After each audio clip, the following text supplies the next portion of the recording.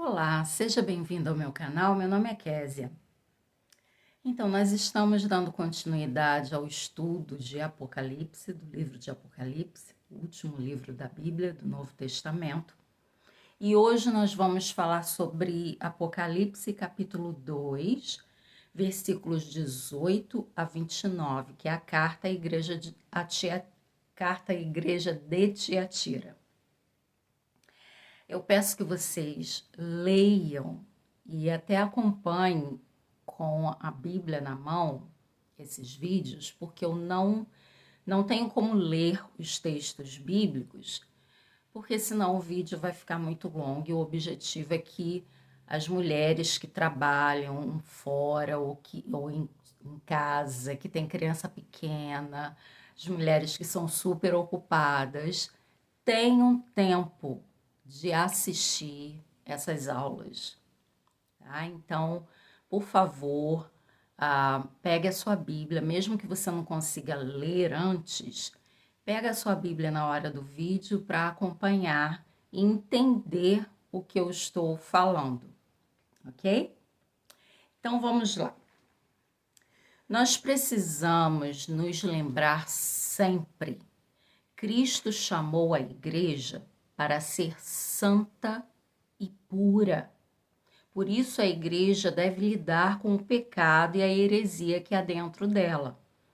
A forma como confrontar o pecado, ela é descrita por Jesus em Mateus, capítulo 18, versículos de 15 a 17.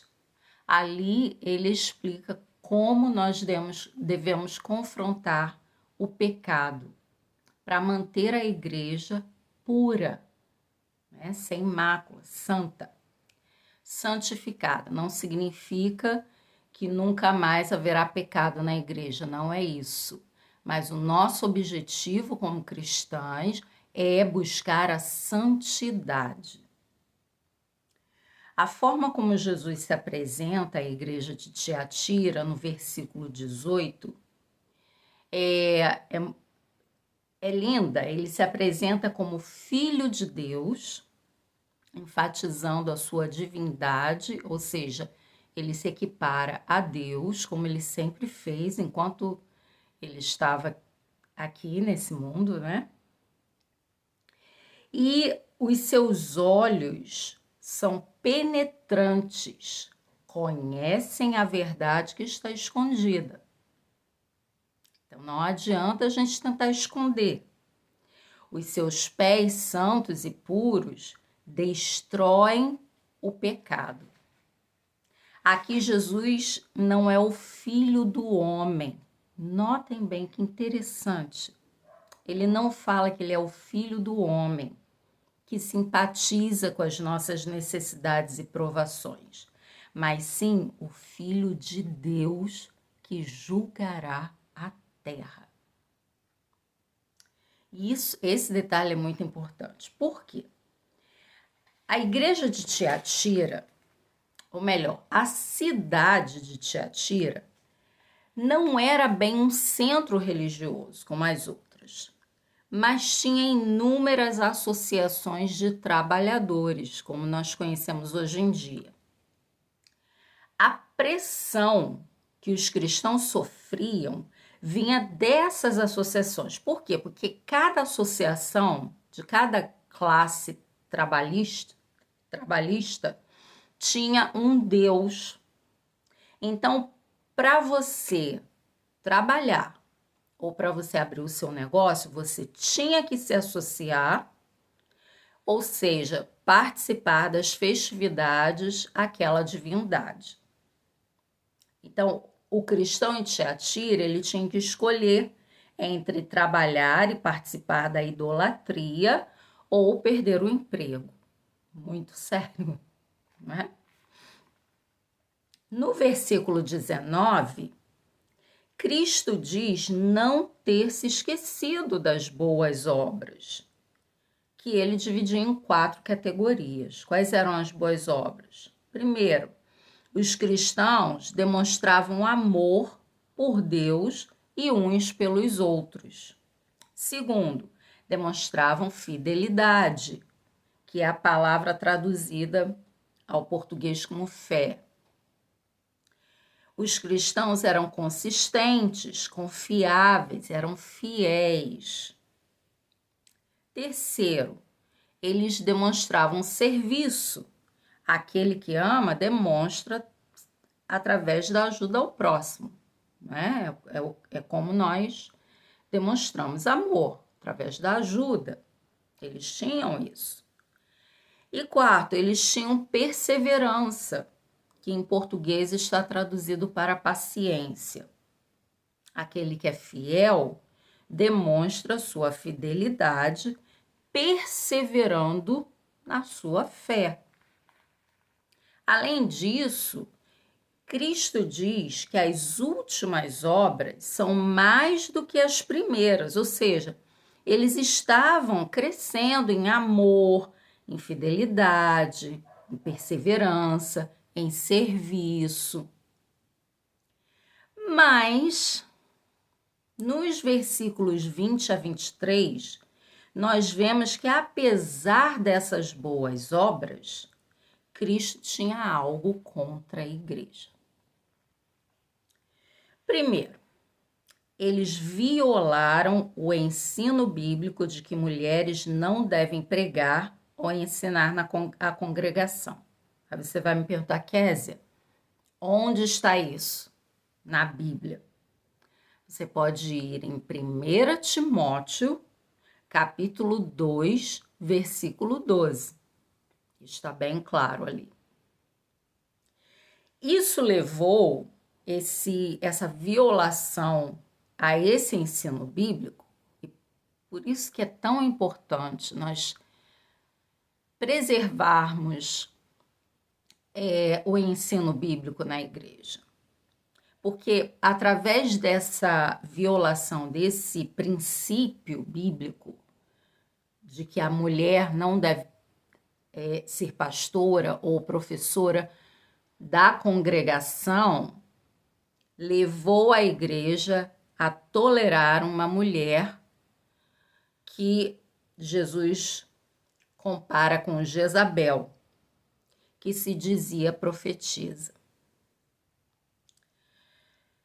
E segunda coisa que eles fizeram, eles permitiram que essa mulher ensinasse heresias, levando os cristãos a cometerem atos imorais e a comer dos sacrifícios dos ídolos.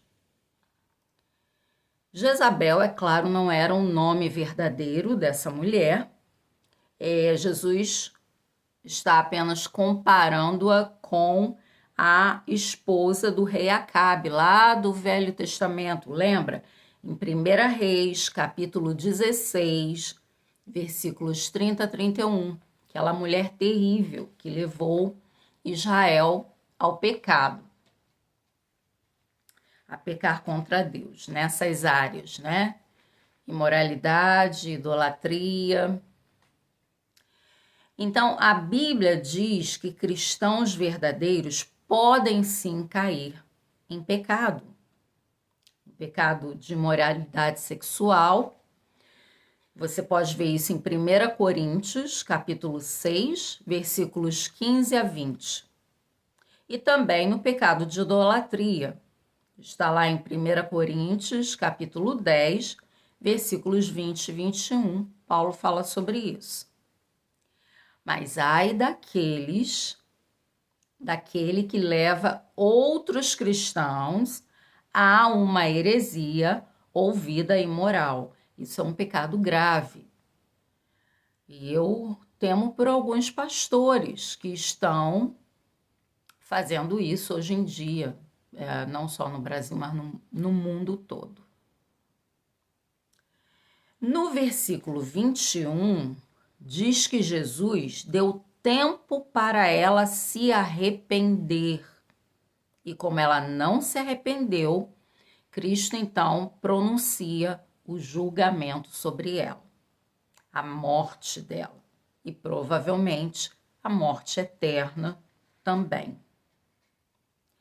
Quanto aos cristãos seduzidos por ela, Cristo alerta esses cristãos e pedem para eles se arrependerem.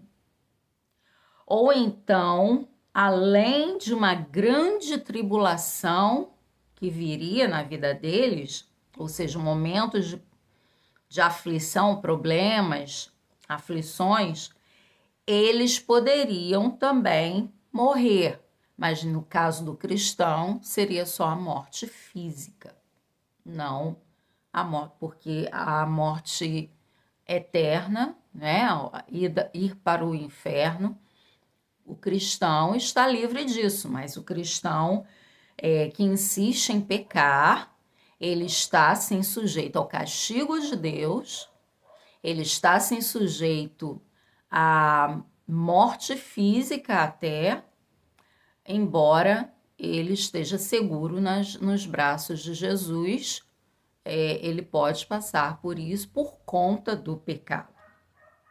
Não está dizendo aqui que toda enfermidade é resultado de pecado. Não é isso, ok? Mas pode acontecer de ser resultado de um pecado. Por exemplo atual, né? AIDS. AIDS é o quê? É uma doença resultado de pecado. Então, mesmo que você não tenha pecado diretamente, mas se seu marido pecou e te transmitiu AIDS, isso é um resultado de pecado. É uma doença terrível, tem tratamento hoje em dia, mas é horrível e é um resultado de pecado, imoralidade sexual. Então, no versículo 23, quando se refere aos filhos de Jezabel, significa filhos espirituais, ou seja, aqueles que aceitaram a heresia dela e estavam seguindo-a. Nos versículos 24 e 25, nós vemos que Jesus conforta os cristãos verdadeiros que não seguiram os ensinos de Jezabel e não conheceram as profundezas de Satanás. Jezabel ensinava que eles podiam se envolver com as imoralidades e depois vir para a igreja porque achava que tinha domínio sobre as profundezas de Satanás e permaneceria espiritualmente intacta, né? Mas para aqueles fiéis a Cristo, ele diz para reter e se agarrar firmemente à verdade até que ele viesse. No caso de Tiatira, em julgamento à igreja.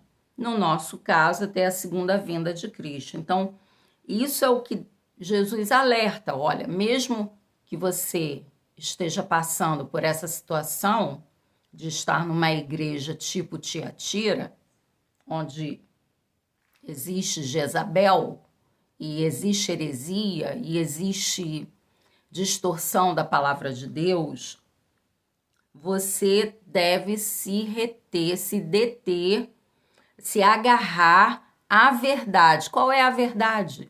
A palavra do Senhor, é a Bíblia. Você tem que se agarrar à Bíblia, ao que a Bíblia diz. Não interessa que os outros estão para o caminho que os outros estão indo. Você é que vai dar conta de Deus da sua vida, do que você decidir fazer. Você não deve dar ouvidos a Jezabel, a heresias.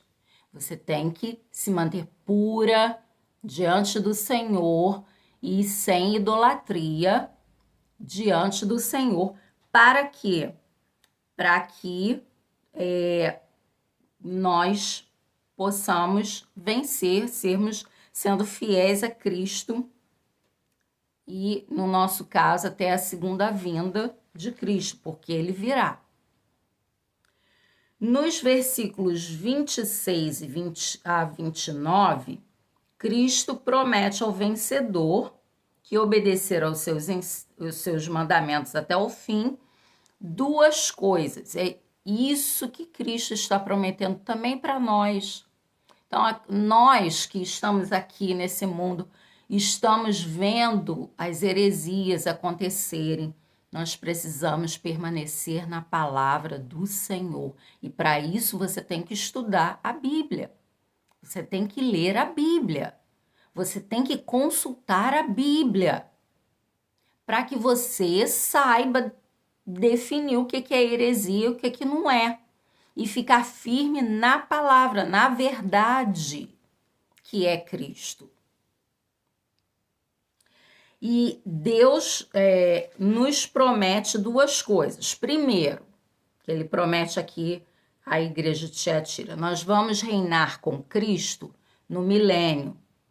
Você pode ver Apocalipse, capítulo 12, versículo 5 e capítulo 19, versículo 15. E a segunda coisa, ele dará a estrela da manhã. Meninas, eu acho isso lindo, achei isso lindo. Ele dará a estrela da manhã. Quem é a estrela da manhã?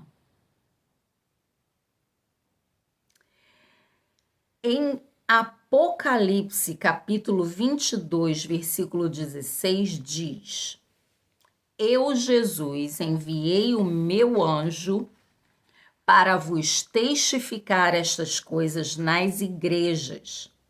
Eu sou a raiz e a geração de Davi, a resplandecente estrela da manhã. Ele se dará a nós. Essa é a promessa. Ele será seu, ele será meu, se nós permanecermos fiéis a ele. Aleluia. 3 verdades importantes nessa carta que nós precisamos entender. Primeiro, essa carta mostra quão sério é praticar o pecado ou tolerar o pecado dentro da igreja e que Deus vai julgar sim e pode castigar a igreja. Segundo, a vida de obediência é o que marca o verdadeiro cristão. Não basta apenas ler a Bíblia, você tem que obedecer. Terceira, Deus graciosamente promete que, apesar das tribulações e heresias nas igrejas, os cristãos verdadeiros vão usufruir das bênçãos de Cristo e reinarão com ele no seu reino. Todos os que desobedecerem serão julgados, mas os que obedecerem serão abençoados. Que você tenha nessa palavra ânimo e encorajamento para você continuar fiel ao Senhor, para você receber a estrela da manhã. Ai, acho lindo, lindo, lindo isso. Deus te abençoe, fique na paz do Senhor e até a próxima.